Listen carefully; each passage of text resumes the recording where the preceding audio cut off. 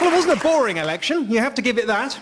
Whether you're delighted or appalled by the result, no one saw it coming. Well, almost no one. There was, in fact, one far-sighted seer who did predict at least one aspect of the result. Do you remember a week ago when Nick Clegg said he wouldn't be Prime Minister? Yeah, he was onto something. Nick Clegg is not Prime Minister, nor is he leader of his party. And although we don't yet know which of the remaining Liberal Democrat MPs is going to take over yet, they can very nearly choose between them by rolling a dice. Because what it turns out that the pollsters and pundits all overlooked when they quite rightly said that we, the public, disliked the coalition and disliked the Labour Party about equally, was that the coalition half of that equation broke down so that we actually quite liked the Tories and we despised the Lib Dems with the consuming hatred of a billion suns. It turned out, like the unmasking of the villain at the end of the film, that in fact that everything the coalition had ever done that annoyed any of us in the past 5 years was done solely by the Liberal Democrats. If you're right-leaning, the Lib Dems stopped the Tories from being as Tory as they wanted to be. If you're left-leaning, the Lib Dems servilely connived in letting the Tories be super-double Tory with an extra helping of Tory-Tory. So, left or right, once we got to the ballot box, sod who gets to run the country, all we cared about was punching that little yellow bird right in its power-sharing beak. And it's not surprising that Lib Dems aren't supposed to be in power. That's not what they're for. They're decorative, not for use. Like the Greens and the SNP, they're specifically there to remind you of all the lovely things we could theoretically do if we didn't have to pay for them. The Lib Dems, I think it's fair to say, did not do well out of the coalition. They clearly did no good for themselves. I'm not sure they did all that much good for the country, despite Nick Clegg's moving resignation list of the grateful pensioners, apprentices and tiny wee kittens for whom he had had no greater love than to lay down his 49 seats. But let's give them their due. They did do some wonderful, wonderful things for the Conservative Party. Because it turns out the Tories and the Lib Dems were in coalition the way a space shuttle is in coalition with its launch module. Though actually perhaps that makes them sound too important. It was more like, you know when you get a new phone and on it you get that little plastic film with a little tag in the corner so you can peel it off? And you know how sometimes you might have a friend who doesn't peel it off? It's really annoying, they're not meant to be left on. It's not designed, that little film, to withstand everyday use, so it soon gets all wrinkled and dirty and blistered and horrible. But you have to admit, when they do finally peel it off and throw it away, it has kept the phone spotless.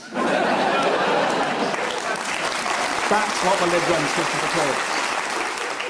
And yeah, I don't think Nick Clegg or Vince Cable is the politician who's going to have the worst night tonight or wake up with the most sickening lump in the pit of their stomach tomorrow morning.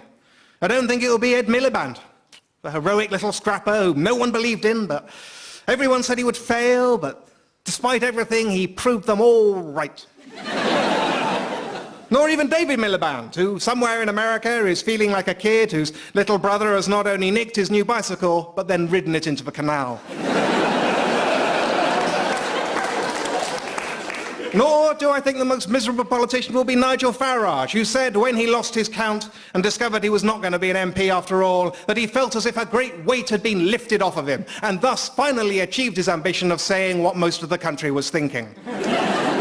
No, I think perhaps the politician made most miserable by the events of the last 24 hours, and the one who will wake up tomorrow morning and think, oh no, it wasn't just a dream, it's true. I won. I somehow bloody won. How did I do that? What more could I have done to make it absolutely clear to them that I have ticked off being Prime Minister? I've got it on the CV. What I want now is a dignified defeat, a seat on 2 or 3 boards, a lucrative lecture tour and a yacht. I told them I wouldn't stay another term. I refused to do debates. I even told them the election was all about my career. I basically pinned a sign on my own back saying, kick me, brackets, out of Downing Street, close brackets, comma, for pity's sake. Did they not get it? Did they elect me out of spite? Oh God, and I've just remembered I won outright. No coalition partner to use as an excuse why I can't do the things the barking right-wing want me to do, and to legitimise the things I do want to do because, hey, it's Danny Alexander announcing it, look at his lovely liberal freckles. And oh God, I've just remembered the opposition. Labour will have a new leader, and with luck and a following wind, they might even manage not to pick someone the nation finds intrinsically hilarious. Plus, 50-odd furious, hairy Scots who all hate my guts and for whom I represent the ideal pantomime villain English oppressor on whom for them to live out all their Braveheart fantasies.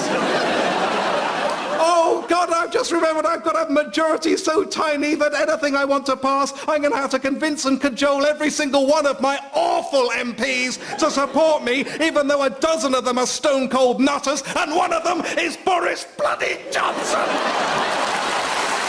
God, I wish I was Nick